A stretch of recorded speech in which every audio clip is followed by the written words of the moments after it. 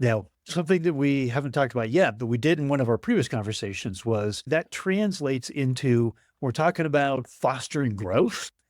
You have a 98% or something like that, only 2% turnover rate. Tell us what that means to the business. Means so much to the business.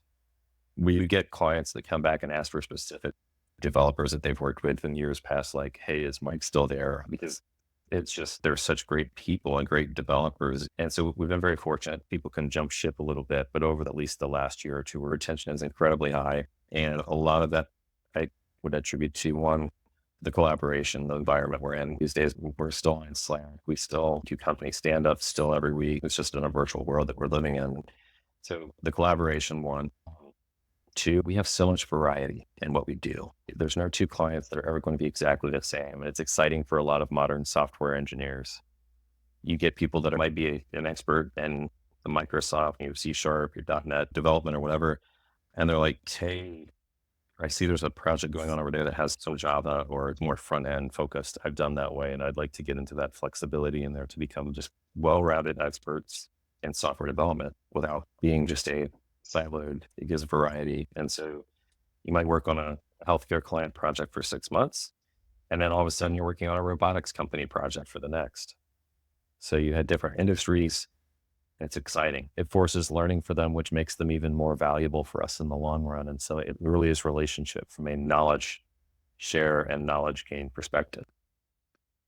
So, you know what you didn't say in your answer there? What's that? You didn't lean in and you didn't say, see, we just pay more. Because as organizations, we don't have just the ability to pay the highest rates. But what I'm taking away from what you said is there's a lot that we can do to make it an environment, a culture, an opportunity for growth for them and their careers, their experience that they're getting. All of those are things that have amassed to an incredible retention rate where you didn't have to pay for the highest rates in the market.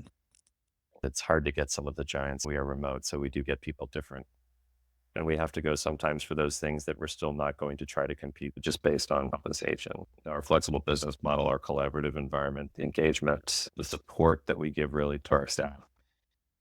I talked previously about direction of the company is often driven by our staff. It's not just the COO said we are going to do this.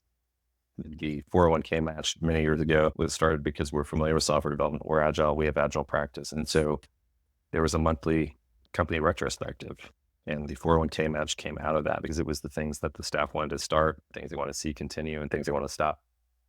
We got rid of some bad equipment because that was a stop. We gave the 401k match out of this, and same with our vacation, changed our PTO plan. All that's been driven by not leadership. There might be team leads and then down. But that's really what has been our staff driving positive changes in the organization for what they feel will make them happy and want to stay with us.